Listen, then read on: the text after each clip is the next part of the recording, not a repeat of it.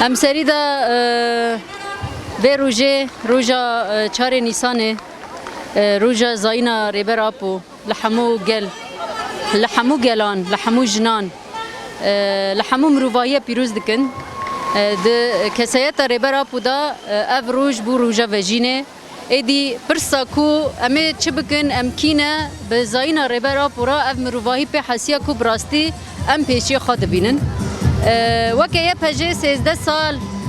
تمنی خواه ایدی هانی آستکی تکوشینکی داگرتی کر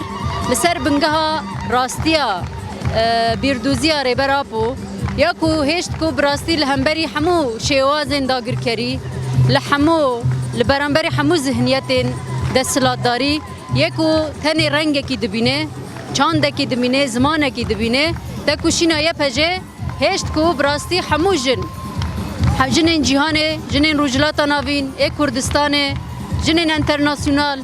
در روجاوا دا باکو روجلات سوریه دا همو پیکاته جاره که دم بری خوابدن راستی آخا و بیجن ام وکه جن دبیل هم بری همو شیوازن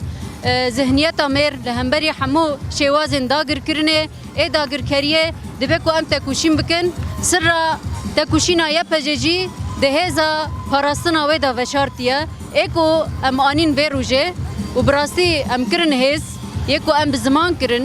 و پر زمان هاتن جم هفدو کو برغم کو همو زمان هفدو فام ندکر اما سر و جیانه یکو جن هانین جم هفدو او زمان خواب پاراستنه بو دوی معنی دا ام دکارم بیجن یه پجه بو سمبولک همو جنین جیهانه کو خالوه یکی بگره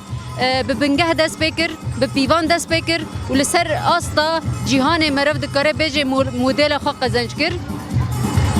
البت د سوریا نو دا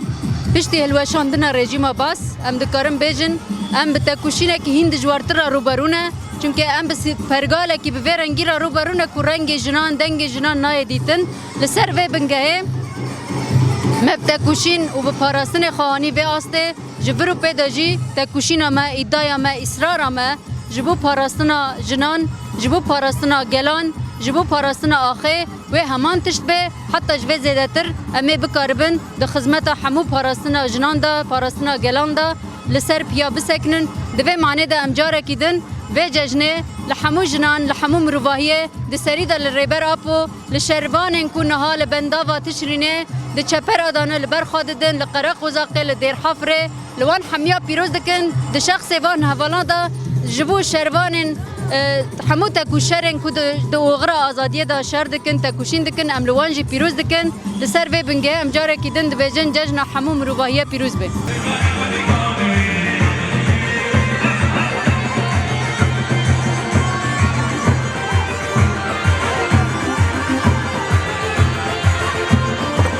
أنا الحورونور من قوات حماية نساء بيت نهرين. بداية نبارك لرفيقاتنا في وحدات حماية المرأة ذكرى تأسيسهم ونثمن الجهود التي تم بذلها لحد هذا اليوم بخصوص تحقيق حقوق جميع النساء في المنطقة وكان دائما سعينا مشتركا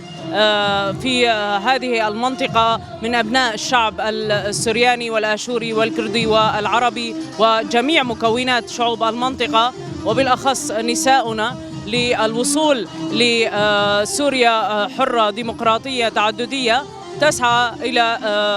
تحقيق حقوق جميع مكوناتها. ونحن اليوم نقف هنا لأننا واجهنا العديد من الصعوبات كنساء في المنطقة وحاربنا أقوى التنظيمات الإرهابية داعش التي كانت تسعى إلى إبادة شعوب المنطقة ودثرهم ونحن هنا بفضل مساعي جهود جميع أبناء المنطقة وبالأخص نساؤنا ونتمنى أن نصل إلى سوريا ديمقراطية تعددية تتحقق فيها جميع حقوق مكونات الشعب السوري بالعموم.